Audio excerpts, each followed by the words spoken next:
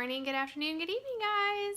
I had a request on the divination dice video that I made showing the wood burning technique on the dice, and I actually it was requested by Kelsey Blake, and I told her that I would make a video touching on a little bit of how they're used. Now, I'm definitely not a guru when it comes to this, because it's the first time I had encountered the divinational dice, and I did it wrong.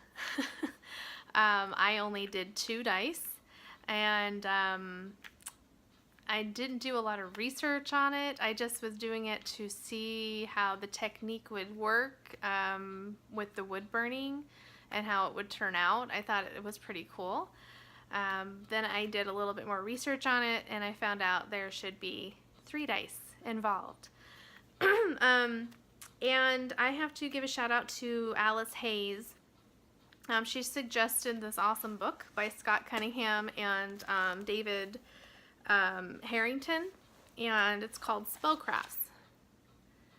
And this book, I don't think it's in print anymore. I don't know. I just went to Amazon and got a used copy off of it. But it has a section in it about divination dice. It shows all the symbols, and it talks about how you can make your own. In here, it talks about using clay. So there's supposed to be 3 dice. You would basically take your clay, make 3 equal little balls, shape them, and while you're doing this, you have your intention, tapping into your psychic ability as you're making them, just like you would with any tool that you're creating for your use. So you would take these and give them, flatten them out so they have 6 sides to them. Make sure there's no sharp edges, round them off. Try to keep them as equal as possible, because when they dry and you go to roll them, if they roll the same symbol, something's unbalanced. I didn't do it this way because of how proportionate they have to be. I decided to do another set. So I got these actually off of Amazon. They're smaller than the ones that I did. Here, let me show you in comparison. This is the size that I did on the last video. These are the ones that I got. I think these are 2-inch. These are 1-inch. I wouldn't go any smaller than that. I made the reason this video's taken me so long is because I had to order in some more of these, and I ordered the wrong size. I got the actual size that's half of these, and there's no way that you would be able to wood burn or even draw a symbol or paint a symbol onto that size. So I ended up having to find these little guys and do it. So it's the same as in the video that I showed you. I went around and I just burned in all the symbols. Now when you're working with 3 of them, you keep 2 squares just blank. In the book, it was saying that it should be a top and bottom. So a top, like if you're holding it, all of the images should be on the sides. I didn't do it that way. It's just me. I didn't feel it was going to make a difference if it was top and bottom, but use your choice, basically, because it's your tool and it's going to be attuned to you. So do it how you want to do it. So yeah, so then that talks, if you're doing it with clay, then you're going to shape it, put your images in there. It depends on what type of clay you're using. If you're going to wait for them to dry, and then you're going to draw them on.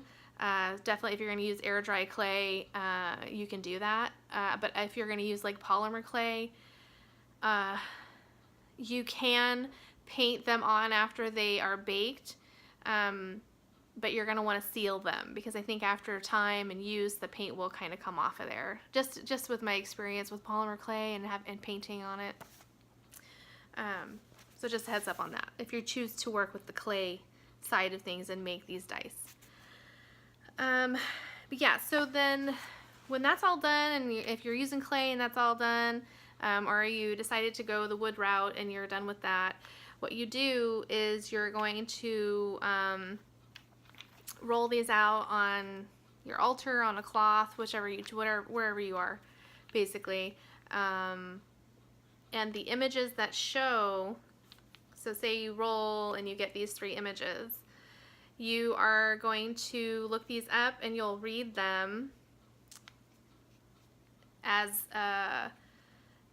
almost like tarot. So you're going to kind of put them together like a story kind of effect, I guess. So it's not going to be like this individual thing. You'll kind of put them all together as a whole. It's supposed to be future read, but I think what I've come across is that there's different techniques to it. So so that's one way to read it, is you roll it and then you read it like the story. Gosh, I had the other ways too. Where is my paper? All right. So let me get to some of the notes I made here. Yeah, so it says that you can draw out some diagrams, and then if I'll show you pictures. Yeah, I'll show you the diagrams.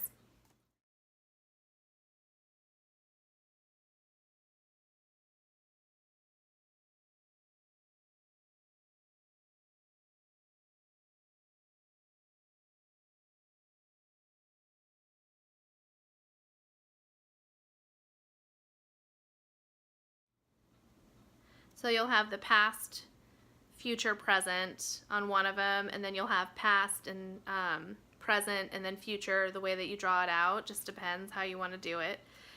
You can do a pentacle and mark it spirit, emotional, action, physical, and mental. And then as you roll the dice, you can read them in that way. You can make your own, really. I look at it kind of like when you're using a pendulum. When you're using the pendulum, you have different charts that you can use. You can make up your own. You can do just yes and no, and maybe, or I don't know. So they're kind of like, the same as that. In the book, so we'll look at the symbol. I'm not sure which way it's supposed to be. I think it's this way. So this symbol is, let me look it up here. I haven't memorized them all, so forgive me. But in the book, it's pretty cool. It gives you a nice short little description of it. So this is your man. Where'd it go? So this is the man. It says a man, men, inner male, self, men's mysteries. So if you roll this, you would put it together. So we rolled this symbol. So this is wealth. And it says for wealth, money, financial concerns, savings, employment, employers, loans, credit, security. So you have that. Now we know there's a male involved. There's wealth or money scenarios going on. Then we rolled, I want to say it was that one. We rolled this symbol, which is going to mean conflict. So arguments, struggles, hostility, aggression, anger, confrontations. So if you rolled all of these together, for me, I'm going to keep it simple and say maybe you're having some financial conflicts with a male if you're a female, or even if a male's having conflicts with another male, it could be involved if you have a business partner. So you just kind of read it in that way. Is how I would take it. Now, everyone's different when they come to, their divinational readings. So you would just basically put those all in the scenario of your life and how you're reading them. So that's how the book explains it. I've run across other YouTubers talking, well, actually I think there was like 1 or 2 people who have actually talked about divination dice on YouTube. And they go into much more detail than I do, and I think it's just because they are practiced in it.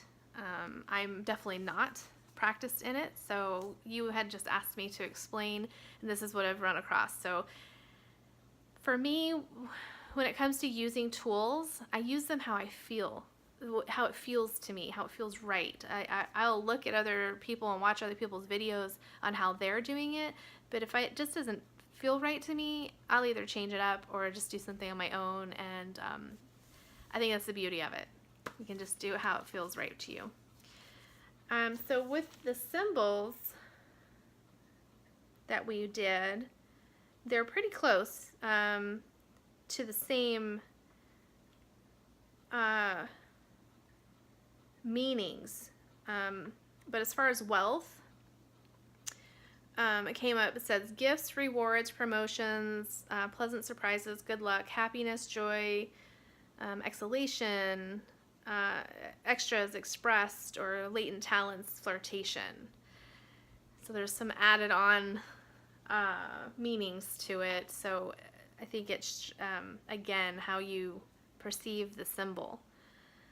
I